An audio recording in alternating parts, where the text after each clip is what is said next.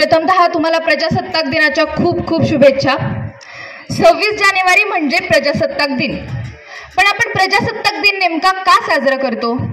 आता तुम्ही म्हणाल की 26 जानेवारी 1950 रोजी आपण आपल्या भारताच्या संविधानाची अंमलबजावणी केली होती, त्यामुळे आपण आजचा दिवस प्रजासत्ताक दिन म्हणून साजरा करतो। ते बरोबरच आहे, पण 26 नोव्हेंबर 1949 रोजी भारताचं संविधान लिहून पूर्ण झालं, मग त्याची अंमलबजावणी त्याच दिवशी का नाही करण्यात आली?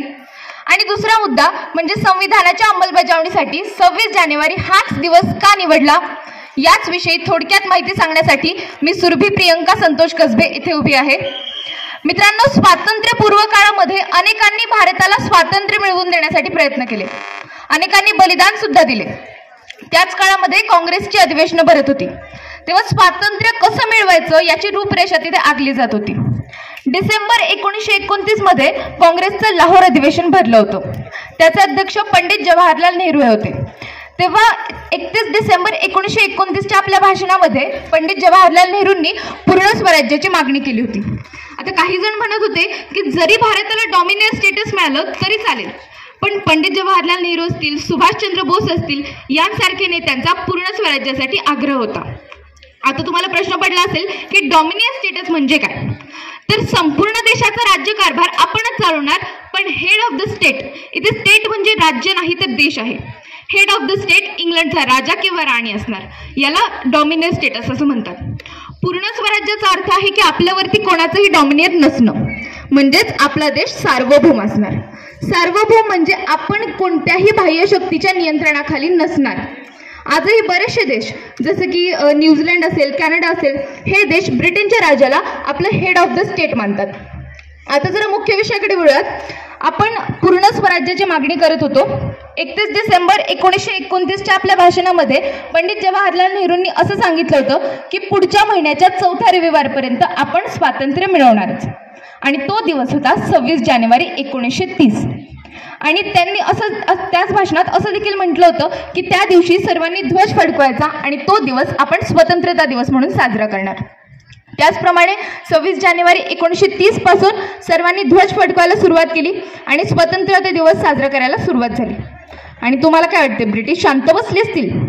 त्यांनी लोकांवरती लाठीचार्ज केला, अन्याय अत्याचार केले, तरीही हे देशप्रेमी थांबले नाहीत, भारतीय डगमगले नाहीत। ब्रिटिशांचा प्रखर विरोध असताना सुद्धा 26 जानेवारी 1930 ते 1947 पर्यंत आपण स्वतंत्रता दिवस साजरा करत होतो, पण प्रत्यक्षात भारताला स्वातंत्र्य मिळाला तो दिवस होता 15 ऑगस्ट 1947।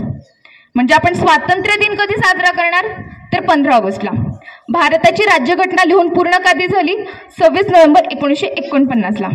मग 1930 ते 1947 पर्यंत जो दिवस आपण इतक्या सन्मानाने स्वतंत्रता दिवस म्हणून साजरा करायचो म्हणजे 26 जानेवारी, त्या दिवसाचं काय? त्यामुळे नंतर सर्वांच्या विचाराने 26 नोव्हेंबर ज्या दिवशी आपलं संविधान लिहून पूर्ण झालं तो दिवस संविधान दिन म्हणून साजरा करायचं ठरवलं, आणि त्या संविधानाची अंमलबजावणी 26 जानेवारी रोजी केली जाईल। त्यामुळे 26 जानेवारी आज आपण प्रजासत्ताक दिन म्हणून साजरा करतो। संविधानाच्या कलम 393 नुसार भारताचे संविधान असे शब्द या राज्यघटनेला देण्यात आले।